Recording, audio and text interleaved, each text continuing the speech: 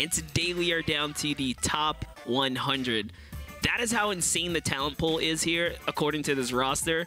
These guys are actually the best of the best in the region. That's right, and just to name a few people that you should definitely keep an eye on. Crippa, we saw him yesterday take 2 victory royales. Boyer, we saw him with that outstanding game, eliminating all 4 players at the end there. Mitro, who made it in by the skin of his teeth. And then we obviously got some new blood, Warp, Axe, Dougie, and Astro. So quite a number of people to pay attention to. We actually got to interview Aries as well. Keenstar still alive. No eliminations right now. He started before his landing was greasy. Ooh. Oh. What a find. The gold heavy. That's a pretty nice upgrade. Yeah, you can see no one's on the coast of the racetrack right here. So if you're in this game right now, that's the place to be because it's also pretty much center zone. Being that half of this this water is kind of filling in that space there.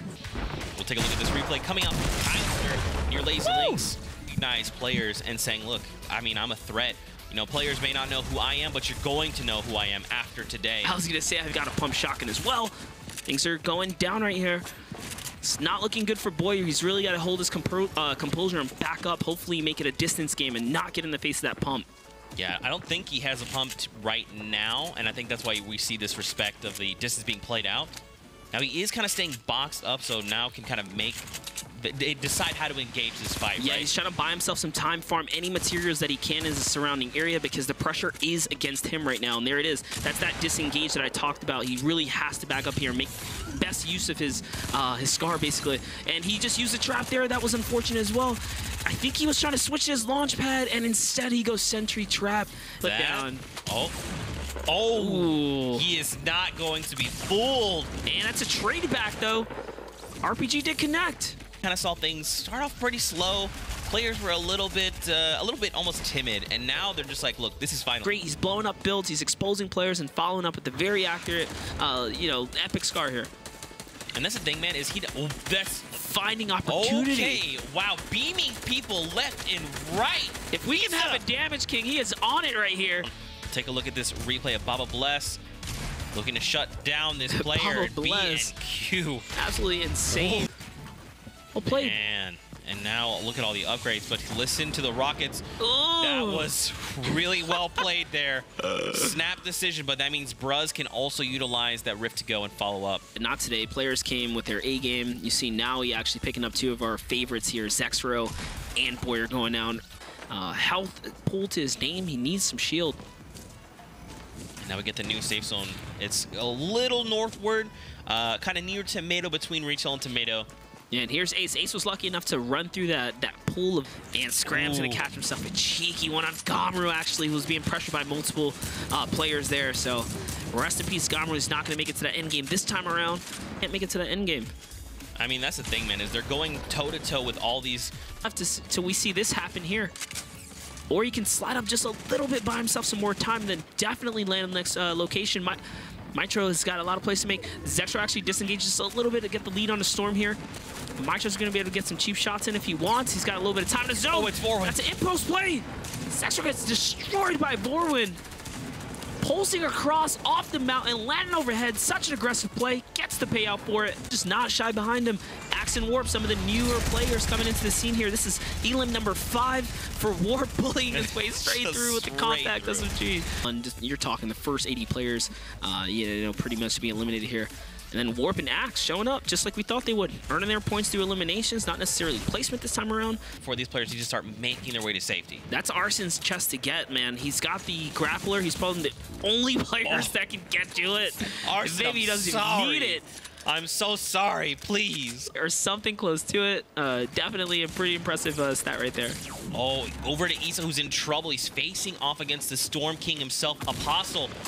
Ticket you play.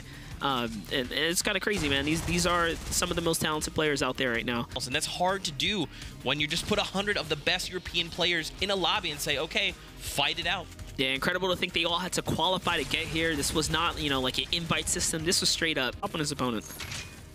Looking over at Ghost Isa, who picks up a grappler. We'll take a look at this replay. Isa off to one crazy start, busting through the wall. Whoa! Savage. Okay, breach and clear. All right. Yeah, he's looking to make those edits for the one pump. Camo wants to connect right here. Army Diego not making this easy though. Switching his location, moving left and right, going from, you know, build to build, changing targets as far as what he wants to prioritize as the builds. And there it is. Camo going for the edit. That's what we said he needed. The aggression. Very special situation to use those kind of plays, but hey, man, it works. Grenade bounces out. One left. Not only a bounce, that was a nice ricochet.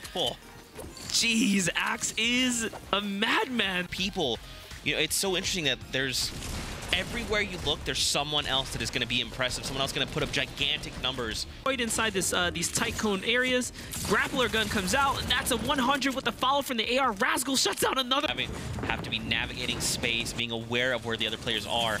Scram is exerting a lot of resources here, trying to keep this high ground. They're seeing that he's up in the air. He's trying to pressure his way through. He's just making these crazy clutch grapple plays here. Under pressure, still performing. Tux at 6 elims. He can make the big bonus. 6 left. He just needs to find 2 more. That's 1 right there. He needs these ones right here. This can definitely change everything up. He tries to make the edit down. He wants to push this player into his 1x1 to trap him. That's exactly what he does right there. Well played for the one pump. He's trying to see if he can hit it. Both are down to like no HP. If any of them sneeze, the other will be going down. Playing also aggressive with no HP is what you have to do here. He needs to get it in. Wait, there was someone just comes in out of nowhere. It was Arson! Arson third parties this entire action and picks up both. Over to Apostle and Pleasant. We saw this guy, a Titan, yesterday. The Storm King, if you will, down to 15 HP. He does look like he goes down, though. Eliminated by Arson 2K, and we talked about being in his first taste of competitive experience at this caliber of gameplay. It's a lot of pressure, but he looks like he's doing pretty well, and Arson 2K is going to snipe him right out the sky. It's 144 meter. He's got to reload that quad. This player right there. Wow. Goes for the shot, misses it, unfortunately. There's a player right below him. What's he going to do? That's a trap. Oh, it goes Camo, gets caught by Lemon Grabber TTV. Traps pretty much play there. You just go for the shot. Over to Tux, who's got the most eliminations right now, holding that big-ass bonus throne. And this is why Tux has it. Gafal's going to get taken out here by Tux. Tux is going to win this trade, too. Throws a tomato, says, eat it. Double tomato. Cannot get the spoils from the eliminations. That's right. Keep an eye on the maps. Only That's it. 200. Oh, no. Down. Thomas takes him down. It will be worth 4 points because he's at 6. This here is a top 5 game changer. If he can land his shots and he manages to take all the shields, it's a right-hand peek. He doesn't land it, though. And now it's a fair game. Oh, Saipan cracks back. What the take the L overhead. And I mean, you know, here's the story, man, is that Mitro barely made it in. By the skin of his teeth, literally 1 point barely qualified. And today takes a victory royale out of the hands of everyone else. It's Ghost Isa versus Ghost Camo, both members of the Ghost org here. And it looks like Isa is in the high ground here. He has 70 materials. This is where you want to use the sentry gun, you know, those 1v1 situations or something like that. He's got a hand cannon. His loadout's looking great. He goes for it, misses the shot.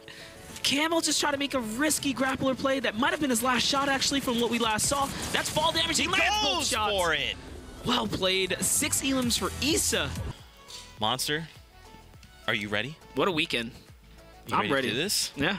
I want to see it. Let's go. Final standings. We'll see who the #1 player is, and that is Sky, who maintains his lead all day long. Tux right behind with 9 points. Mitro there in 3rd. And again, ladies and gentlemen, everyone that competed today, the top 100 for Europe, have already placed his money in this top 20 that are placing in that higher end prize pool. And take a look right now. Fnatic Motor in that 20th seed that pushes out Lodo and Vorwin. So Vorwin's incredible skydive there, enough to bump him up in the standings into 22nd.